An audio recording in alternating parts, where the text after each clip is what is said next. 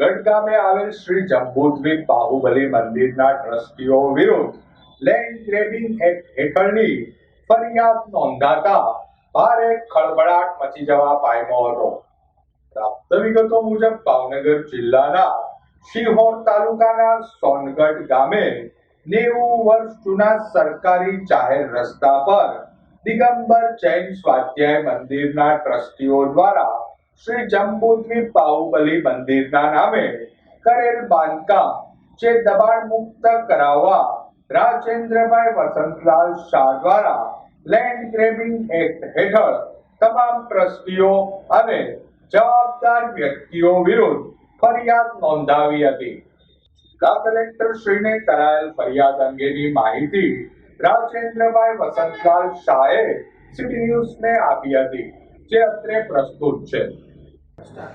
હું રાજેન્દ્ર વસંતલાલ શાહ, મારી ઉંમર 72 વર્ષની છે અને સોનગઢ એક કાંજી સ્વામીનું આધ્યાત્મિક તીર્થસ્થાન છે અને અમારા પૂજ્ય બેનશ્રી ચંપાબેન એમની સાધના ભૂમિ છે.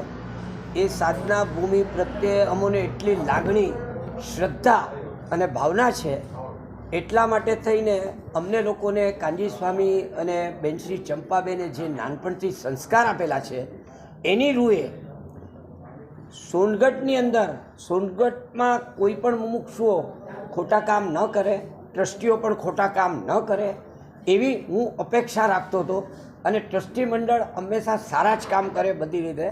તો જે ટ્રસ્ટી મંડળ માને છે કે અમે સારા કામ કરીએ છીએ એ એવું કંઈ છે નહીં, એ બધો દંભ છે. પરંતુ હાલની તારીખમાં અમારા ટ્રસ્ટી મંડળમાં જે રાજકારણ ચાલે છે, જે દંભ ચાલે છે, જે ષડયંત્રો ચાલે છે, આ બધું કરીને એ લોકો ગેરકાયદેસર કામ કરી રહ્યા છે. એના બધા પુરાવા મારી પાસે છે અને એ પુરાવાના આધારે મેં 30 તારીખે લેન્ડ ગ્રેબિંગનો કેસ દાખલ કર્યો છે. તે એટલા માટે થઈને કે મને અચંબો થાય છે અને આઘાત લાગે છે કે કાંજી સ્વામીના અનુયાયી થઈને આવા ખોટા કામ કરવા એ અયોગ્ય છે. એટલા માટે થઈને આ જે લેન્ડ ગ્રેબિંગનો ગુનો લેન્ડ ગ્રેબિંગનો એ ફરિયાદ દાખલ કરી છે, એમાં મને આશા છે કે હવે ચોક્કસ કલેક્ટર સાહેબ આ બાબતે તપાસ કરી 30 દિવસની અંદર કમિટીમાં નિર્ણય કરશે, આવશે. જે નિર્ણય આવશે તે આપને જણાવવામાં આવશે. ફરીથી હું પ્રેસ કોન્ફરન્સ બોલાવી અને આપને જાણ કરીશ. ધન્યવાદ. Thank you. જય જિનેન્દ્ર. સાહેબ, લેન્ડ ગ્રેબિંગનો ગુનો દાખલ થયો છે, રસ્તાના મામલે છે, શું છે એ વાત? હા, લેન્ડ ગ્રેબિંગનો જે ગુનો દાખલ થયો છે એ સોનગઢનો જાહેર સરકારી રસ્તો હતો. ભલે રાજ્ય સરકાર હોય કે ગ્રામ પંચાયત હોય, એ આ બધું તપાસમાં બહાર આવશે, પણ એ જાહેર રસ્તો હતો. એની ઉપર દબાણ કરી અને ખોટી રીતે આવો કરોડોનો પ્રોજેક્ટ કરવો એ એક મુમુક્ષુ તરીકે લાયક નથી.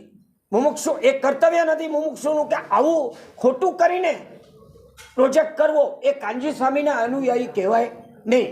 આટલું જ મારું કહેવું છે. સાહેબ, તો તાજેતરમાં જે પ્રાણ પ્રતિષ્ઠા મહોત્સવ છે, અનેક રાજકીય લોકો આવ્યા છે, તો તમને લાગે ન્યાય મળશે આ મુદ્દે?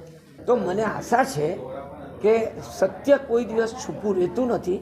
સત્યનો વિજય થાય જ છે અને મને 100% આશા છે કે અમારા ગુરુદેવ કાંજી સ્વામી અને પૂજ્ય બેનશ્રી ચંપાબેનના આશીર્વાદથી અમે વિજય પ્રાપ્ત કરશું અને સત્ય બહાર આવશે. જય જિનેન્દ્ર.